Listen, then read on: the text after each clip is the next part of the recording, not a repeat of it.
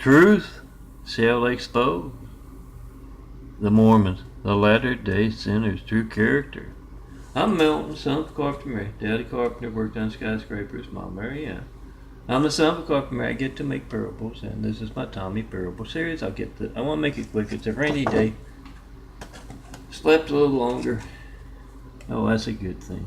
Sleep's my pain medicine. Slept a little longer, and I'm running late, and I want to get some stuff done today.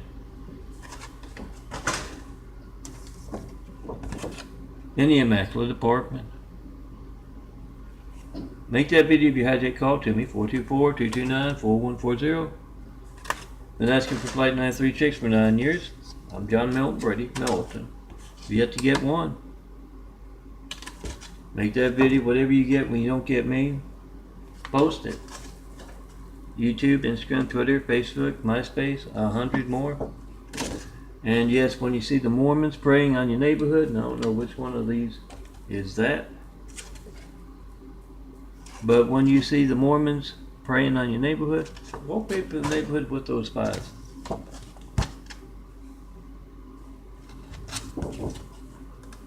Oh, they come to a 4x6 print, and yeah, 4x6 print. Oh, I paid 9 cents. Bought online a while back, and oh, look around, you can find a good price. Print them out. Wallpaper your neighborhood when you see the Mormons, the latter-day sinners, knocking on your door, interrupting your dinner. Flight 93, checking post M5. Must have gone through it.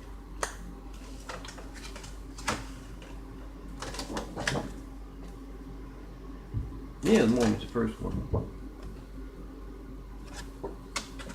Tell them all, how do you reach to all your neighbors to check and post and 5 in front of the Mormons? How do you reach Mountain by phone? They show up on my call records. You can find the video. Look for the red phone one or ones at youtube.com/DNFD series, DNFD SERIES. And yes, the one that says missionaries or Mormon missionaries. I'm not sure what it says, but that's them. Ask them, how do you show up on Mountain's call log? Is call her ID is call. How did you reach the man? To Donna Bass Gates' livelihood. A graphic art's my livelihood. Well, my real livelihood is building Jesus' immaculate house here on earth. Call me up and tell me what you believe. Ask what I mean by Jesus' immaculate house. And see religious censorship. Well, it doesn't have to be something here from any church. It doesn't have to be that. Just what you believe in personally. Make that video, post that video. Whatever you get when you don't get me, that's religious censorship. It's also lifeline censorship. What we can all be concerned about together, even if you're not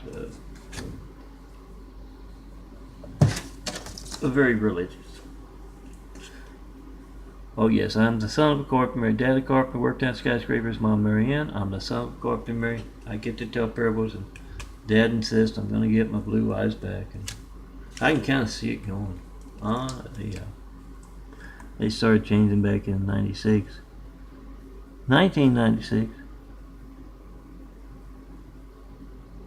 And yeah, they were pretty much still pretty brown when I got here to California a decade ago.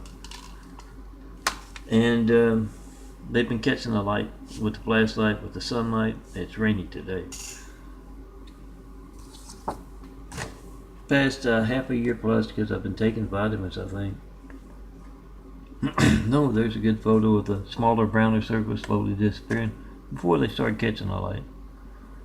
That's just a reflection of the sun or something.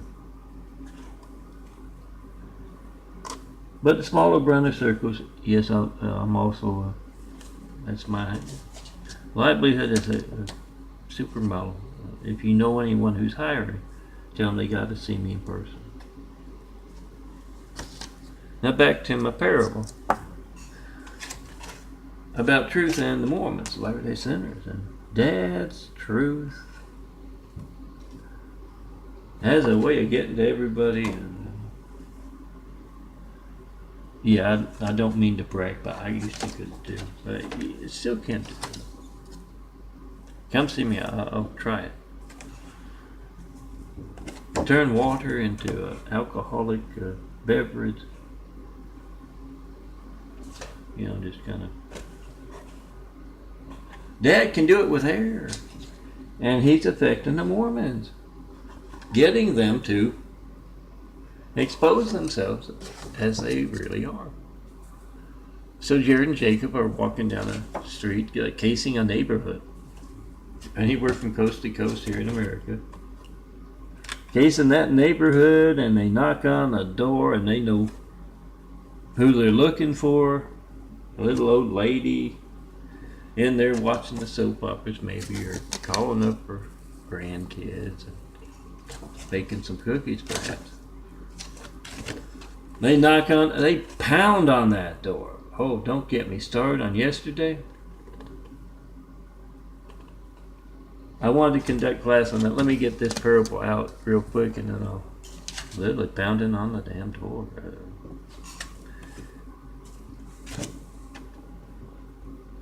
Threatening. Didn't like me calling up the management about their incredibly loud shaking the floorboards and the counters and the tables.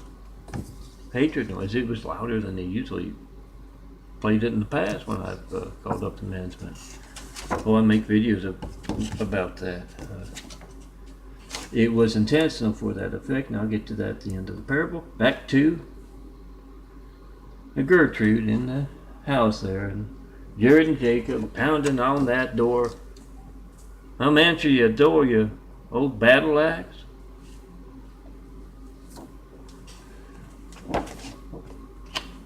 We want to tell you the lies about Jesus Christ in our cartoon Bible. We also want to get you in our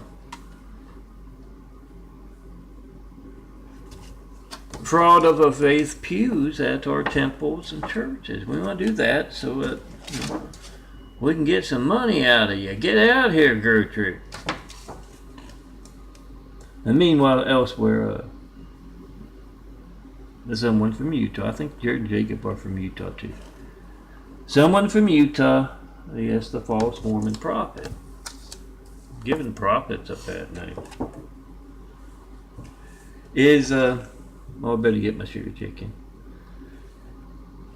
Is meeting in some new city. They're going to put a church or a temple in, and he's doing that handshaking thing.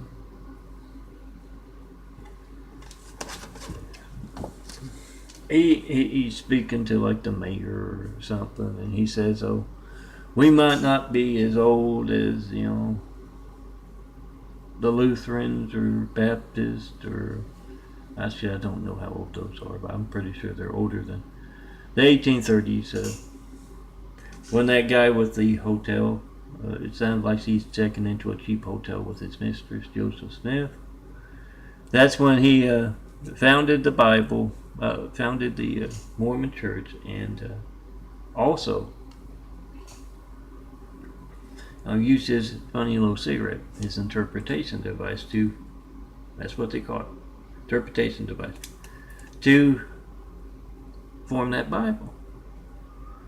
That cartoon Bible is. They didn't have cartoons as much back then. And I hear they like to watch cartoons when they're smoking. But he formed that and promptly copyrighted the Bible, his cartoon Bible, and started selling it for $1.25. $1.25 still hot today. Well, I got the Old Testament from the 99 one of those dollar stores for $1. Well, I don't have it anymore. I lost a lot of stuff in room 433, 6 blocks east of the tallest thing in LA. Yeah, went to the hospital, lost 80 pounds in 1 month. Was able to get some stuff out. But, I almost lost all my imagery. I had it on the external hard drives on the computer. I'm happy to get that out. But back to the false Mormon prophet, and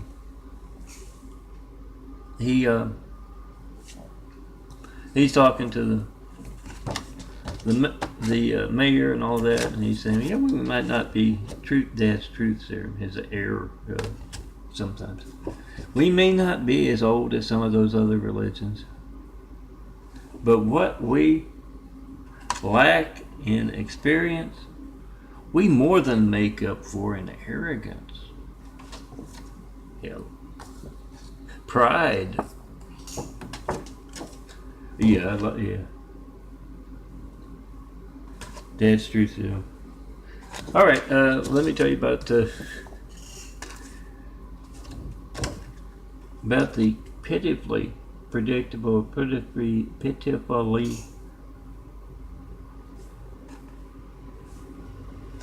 classroom topic. Yeah, it means we're planning maybe more hatred noise. It's been quiet lately because of that. Finally, after months and months of Conti complained, they got it in gear, and they've been keeping. And I believe that the only reason they've been doing it all lately is because they're not playing well with other folks of what I call the streets, the unseen business. Other folks that are part of the Great Wall of Evil. I want to get this. Tommy, my know I'm Chinese fella, part of the unseen business. My parables make daily nowadays, and Megabyte is also part of the Great Wall of Evil. Remember when you hear that siren? Check and post in 5. 424-229-4140. Make that video, post that video. Whatever you get when you don't get me. Tell everyone else to do the same thing. Make that video, post that video. Now back to my classroom topic today. It's 12 minutes. They're knocking on the door.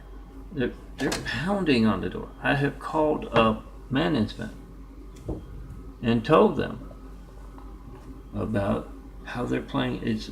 They really want a reaction because it's louder than they've ever played before. The hatred noise.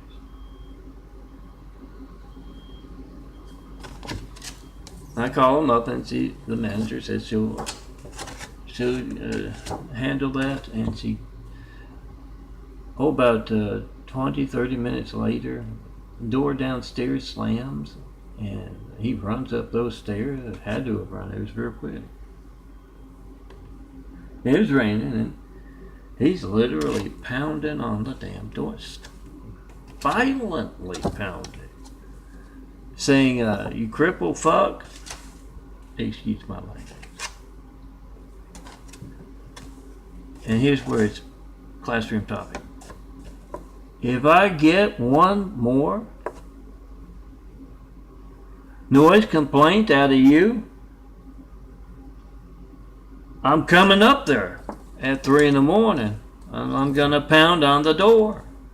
And he's demonstrating how he's pounding. And he's intimidating. He's talking about more than just pounding. With intimidation there. And of course, I looked out early. I like to watch the rain. I used to watch the rain on the porch, 3809 Blanks with Dad. Blue light, Dad. He'd smoke those cigars. We'd watch the rain, get a little wet because this is a small porch. Rains is often windy when it rains. But I just opened the door, and you don't have to worry. It's a big gate out front. I lock it at night when I go to bed.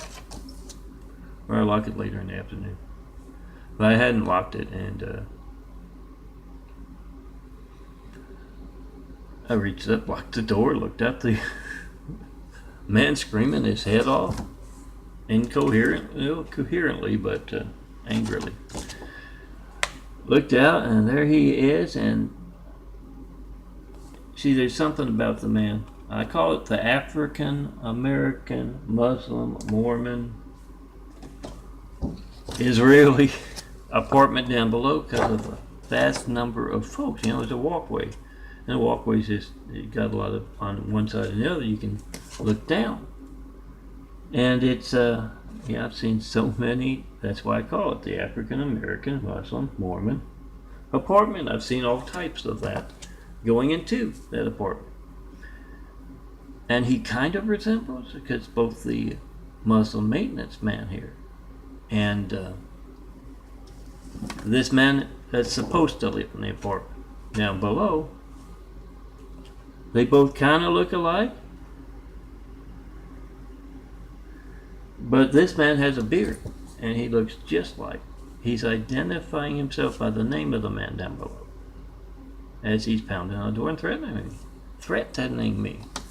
But he looks just like that Muslim Mormon guy, and he's speaking like that. He's speaking in the mode of management, isn't he? If I get one more noise complaint, he's not saying he called up the management or this and that. I heard you did this, I heard you did that. And he's speaking as if he is the management. He is that Muslim guy, part of the workforce here at Eagle Rock, Teak Terrace. He's speaking in that manner, and he's not speaking. He's yelling, he's screaming, he's threatening. And it is, I hate to use the word childlike, because I started to use that in describing those in the Great Wall of Evil as Chinese assholes. That's what I call them now. And once again, you can call them Eskimo assholes if you want, but I often see things affected that are electronic. And I often see and hear. Oh, back behind the microwave. I often see and hear those of Oriental nature. As part of the streets, the unseen business around me, physically, viewably, in Great Wall of Evil. So I call it that. And it was part of the PR campaign, I think. I don't know how I came up with that Chinese children reference, but that's what they're trying to portray themselves as. Part of the street, the Great Wall of Evil. Once again, call it an Eskimo wall if you want. But it is definitely childlike, angry, petulant, like with the Mormons, and similar to that nature. And that's what they're trying to say. The manager's out there. The maintenance guy from the manager is out there speaking for her. Because he's got the Muslim beard and the hair and the unkempt look, as well as the man downstairs, except I think he shaves a little better. Doesn't have as much of a beard. The man outside, I don't think he has a beard. Man outside yelling, screaming, presenting himself as management or working and acting in front as part of management. And it's like my worker, many different people being them. Take that for what you want. I tell you how to make a video of Americans Hijack Lifelines. You got the timestamp on your phone, your number dial. Call all thing. It doesn't add up. That's something tangible. This is my street discussing. And yeah, one of those folks being my worker, they were taking me to go get groceries, asked to borrow some gas money, and never returned it. It's a Chinese asshole technique to try and get rid of the worker, and then who knows, spend how many hours, days, and such trying to find another one. So I know the streets, and it's not a big loss compared to being able to take a ride to the doctor in the rain. So you go get groceries, that kind of thing. It's the efforts of the Great Wall of Evil's assholes, be them Mormon, be them Chinese. And it's predictable, and it's boring as hell to see that. And I'm calling down to the manager to tell her exactly. She hasn't gotten back to me yet.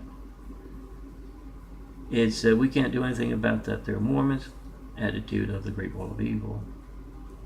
And it becomes a different attitude when they're in that staging experience stuff in our fiction.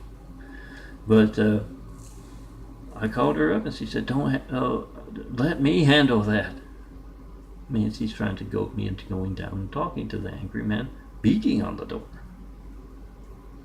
And she's now called up Rob Zipchat, manager. I've often seen him with the man down below. talking in the patio or the hallways. I call it, ask him what's going on with it. Is a man on drugs? Is he having issues? Is he violent? Is he dangerous? I haven't heard back from him. So yeah, the Mormons earned a whole lot more truth from the one only, not just a dad and his heir. And beat that truth. Pass along to wallpaper neighborhood with your fives when you hear them, see them praying, Preying on your neighborhood. And come see me in person. It's 21 minutes. I got shit, man. Have wit, will travel. The only reason I'm going to move out of this immaculate apartment was, I'm dry now and I got a place to eat. I don't have to worry about getting out to get food today.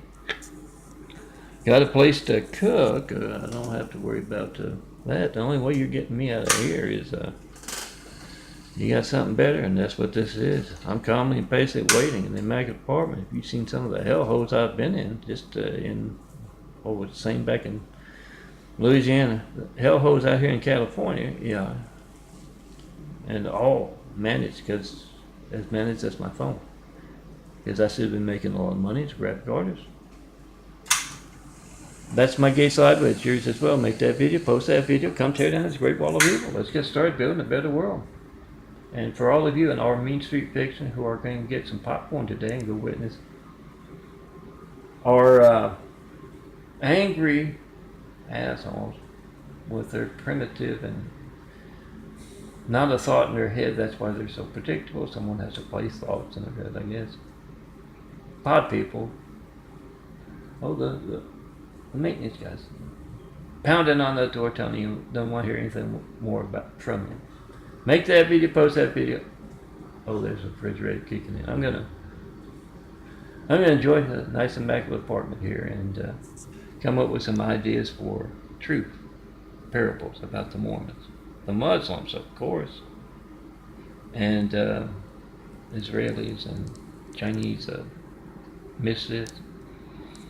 Come see me in person. You see someone other than me, my chains and knives on my chest are in those 19,000 plus you can find through Christ Complex links, all one word, .blogspot.com as well. Do that. Download, print out, and when you see someone other than me, my chains and knives there, we start to build Jesus' immaculate house. Tear down the great wall of evil. Let's get started on those 1,000 points of light to inspire the future and the present greatness with.